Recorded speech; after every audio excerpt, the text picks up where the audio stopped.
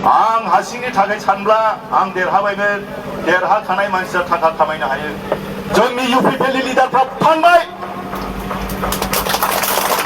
बिना गयारिनि बायद'नो होमोन प्राइस दं जनि दं प्रमटेस दं दुलाल दं साख्रि बाखरि फ्रि होगोन थाइसे थाखा जाया साख्रियाव बेबायदि कमिटमेन्ट होगोन जोङो बिसिमायाव जेसेबां साख्रि बाख्रि थाइसे थाखा लादोंमोन ना आं लाया सोरबा जुदि लादोंब्ला आं बेखौ वार्निं होगोन। हेलौ मानगोनां रायजो राजा आरो लोगो नोंथांमोन दिनैनि गुबै टपिकआनो जाहैबाय जोंहा इउपिपिएलनि माखासे दैदेनगिरिफ्रा मेलेमजिबिफ्रा दिनै बर' हारिनि जे थामोनथा आलादा बड'लेण्ड रायजो सोमावसारनाय आरो जे बड'फान थांखि आरो जे साख्रि बाख्रिनि बाथ्रा बेफोरखौ दिनै इउपिपिएलनि माखासे दैदेनगिरिफ्रा थामहिनबा मानाव गेदेर प्रमद बर' सारा फाननानै फैबाय होननानै दिनैहाय बिपिएफनि माखासे दैदेनगिरिफ्रा बुंदों। अब्ला रायजोफोर आंनि टपिकखौ आङो गोलाव खालामाजासे जे बिपिएफनि माखासे दैदेनगिरिफ्रा दिनै इउपिपिएलनि सायाव गाग्लोबनाय भिडिअ क्लिपखौ आङो स्क्रिनाव होबाय स' नोंथांमोना नायलांदो। मैया मिडिया हाबनाया जोंसो थिनहरो बिसोरखौ नों बेसेबां बिनां लायो बिनां लाहैदोलै जोंनाव गैया होननानै मोनसे भटआ सनानिख्रुइबो बेसेन गोसासिन हिरानिख्रुइ बेसेन गोसासिन होनलायलायनाय बेबायदि भाषण होनानै मानसिफोरनि मोखाङाव हाद्रि सारनानै दिनै 5 बोसोर गभर्नमेन्ट जालांबाय। नै बिनि गेजेराव बे मोजां मोननाय बिसोरनि फल'वारआ बिसोरजों उन थाबायग्रा सासे लेखा गोरों जोंनि फाथाबारि डिमापुरनि बिएससि फरायनाय बेबायदि सेंग्रा आरो गोबां दङ थगायजाबाय। दाखालि मास्टार साख्रिनो फरेस्टनि साख्रि होदोंनो बेसेबां लेनदेन जादों बोरै बेखौ आं मिथिया गोबां फैसा लादोंनो नै बेबो बिजादोंनो बेबो बिजादोंनो ओरैनो मोनगोन होननाया बेबो बिजादोंनो बेबो नोंनाव बेसेबां बिदोंमोन 8 लाख बिदोंमोननो बिनाव बिबनायनाव दा नोंनि फिसाया बोरै 15-20 लाख 8 लाख होनानै साख्रि लानो हानांगौ जाखो। बै जोंनि बिपिएफनि समाव आंनाव प्रमान दङ जोंनाव प्रमान दं ओरैनो फ्रि होनाय फैसा जासिहैनाय 50,000 बेखौ बेक खालामफिननाय बेफोरबायदि प्रमान साखि दङ। नै दाखालिसो बै समाव आं होनाय सासे नेपालि गुरखानि मालि बिथायाव बे न'आव फैब्रनानै आंनो फन थुनानै लादोंमोन नै साखि दं बे बै समनि साख्रिनि आंनो फन हरबाय बेबायदि मिटिङाव दङमोन आङो बे समाव बे फन हरदों ओइ सार आं नै फैदों होनना फैदों माथो जाखो होनबाय आं जिखुनु जाया फैदों एसे रायजोफोरखौ बुंलांसै बुजायनोसै खिन्थु जोंना नै इलेक्सन समाव थाखा फैसा क्राइसिस दङ बेनिखायनो नोङो बे मालिबिथा प्राइमारियाव बोरमा मासे होना होलाय नुदों आङो बेखौ बोरमा मासे फाथा एकदा दिया दे नुदों आङो बेबायदियै बियो होदों ओमफ्राय जोंनि प्राइमारिनि मानसिफ्रा बेखौ मोनजादों आं मोनजाबावाखसै साख्रि होग्राया होमब्लाबो आफसोस गैया जोंना जाहैबाय समाज दानाय बिनिखायनो बे 5 बोसोराव आं गुबुन पार्टियाव मोख्रा बायदि आं बाराखै बारदों नामा बाराखै आंबो जेबो मोनाखै आं बेथनल' मोनदों आं जेबो मोनाखै खिन्थु आं दुखु जायाखै जोंनाव बिटिसिखौ अननाय जोंनि रायजोखौ जोंनि हारिफोरखौ अननाय जोंहा मोनसे सेन्टिमेन्ट दङ थाखा फैसाया दिनै दं गाबोन गैया बियो फैगोन आरो थांगोन जोङो मा थांखि लानानै एफा गोबाव 40-50 बोसोर मानो जुजिखो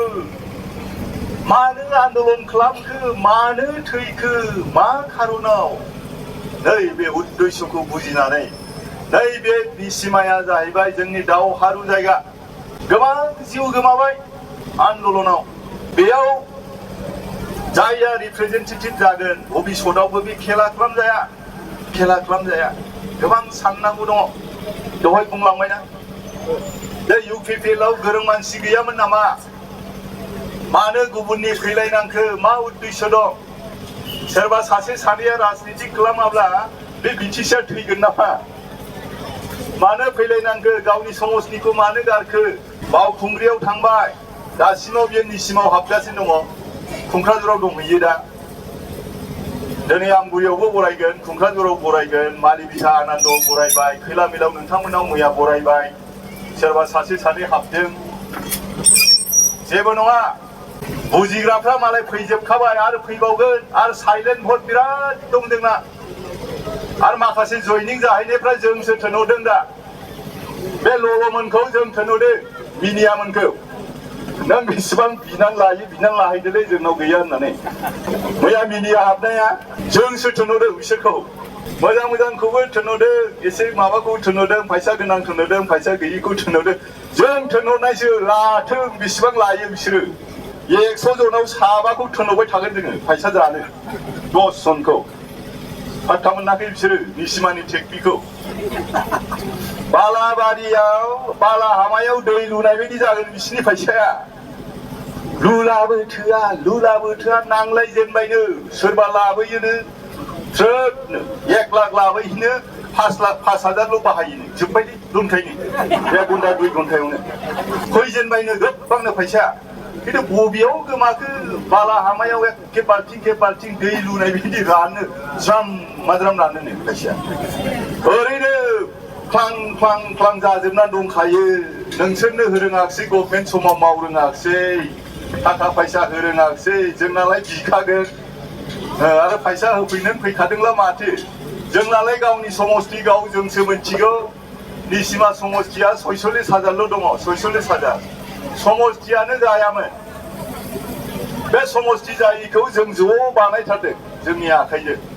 जों सिफाय होआ निसिमाखौ नोंसोर सिफायनो नागिरब्लाबो निसिमा समस्तिखौ बायसान्स जुदि बोरैबा जाबाय सिफायबाय खिन्थु आं दिनै बुंखाबाय रेकर्ड खाबाय इउटिउबाव जोंनि रायजोफ्रा दुखु मोनगोन गाज्रि मोनगोन जोंनि रायजोफ्राथ' बिराद मोजांला मोजां गाज्रिला गाज्रिना मोजाङाव बिराद मोजां अख्रायावबो दं जोंनि मानसिफ्रा आं बुंखाबाय 16 नाम्बार समस्तिया जेरै दं ओरैनो थानांगौ गोदाव सोराव पलिटिक्स खालामनानै सिफायनो मोना आमगुरिखौ जों खुंख्राजराखौ जों बिजनियाव ज्राव हरबाय आं बिजनियावसो होनांसिथ' दा एमएलएखौ नाजाबायदोंमोन दिल्लीसिम लिरदोंमोन आं एमसिएलएनि राइटिं पेड गुवाहाटियावबो खुमुथि दालायनानै थांदोंमोन बेयावबो बुंदों आं हिन्दीनि जाया बर' मिडियाम फरायनाय इलेक्सन कमिसन दिल्लीनि बयबो थांदों अबजेक्सन सिडली समस्तियावनो जों थागोन जोंखौ मानो दानखो होननानै बुंदों मोनथाममोन भबानिपुर आमगुरि खुंख्राजरा दाना भबानिपुरा सिडलीयाव थाफिनबाय बिनिफ्राय जोंना मोननैया बिजनियाव थांबाय इलेक्शननि उनाव बिटिसि इलेक्शननि उनाव मोनसे प्रप'जाल दङ बिटिसिआव 40टा समस्तिखौ 60टा बानायगोन बे बिथाङा रन्जित बसुमतारी बिथाङा देरहालांनानै बेंटलखौ हेडक्वार्टार खालामनानै 46,000आव 15,000 जनसंख्या हरै बोलाङोबा आमगुरि खुंख्राजराखौबो बलांगुरि बानायहैब्ला नों बबेयाव थानो अब्ला मानव गेदेर रायजो राजा आरो लोगो नोंथांमोना थार नुखाबाय खोनाखाबाय नङा होनब्ला दिनै इउपिपिएलनि सायाव मा बाथ्राखौ लानानै गाग्लोबखो आरो मा बाथ्राखौ लानानै प्रमद बर सारनि हेंथायै बाथ्रा बुंखो नोंथांमोना थारैनो नायनानै खोनाखाबाय आरो बुजिखाबाय दा बिनि बेलायाव नोंथांमोना मा कमेन्ट खालामहरो नोंथांमोना कमेन्टनि गेजेरजों फोरमायहरबानो जाबाय जे बिपिएफनि माखासे दैदेनगिरिफोरनि बुंनाय बाथ्राफ्रा जोंनि बर' हारिनि थाखाय बेसेबां गनायथाव आरो बेसेबां बाख्नायथाव बेखौ नोंथांमोना कमेन्टनि गेजेरजों फोरमायहरनो दाबाव आरो फैबाय थानाय बिटिसि बिटिआर इलेक्शननि उनाव बबे मोनसे पार्टिया देरहासार जानानै जोंनि बे बिटिसिखौ सरकार सालायगोन बेखौ नोंथांमोना एसेब्लाबो हमदांनो हादोंब्ला नोंथांमोना कमेन्टनि गेजेरजों फोरमायहरबानो जाबाय जे नोंथांमोननि कमेन्टआनो जोंनि बर' रायजो राजाफोरखौ थुलुंगा होगोन सोरनि पार्टियाव बांसिनै सापर्ट दङ बेखौ जोङो बुजिनो हायो आरो फैबाय थानाय बिटिसि इलेक्शनाव जोङो भटखौ होनो हायो अब्ला रायजोफोर दिनैनि भिडिअखौ आङो बेखिनियावनो फोजोबबाय भिडिअखौ मोजां मोनदोंब्ला लाइक लोगोसे चेनेलखौ मोजां मोनदोंब्ला साबस्क्राइब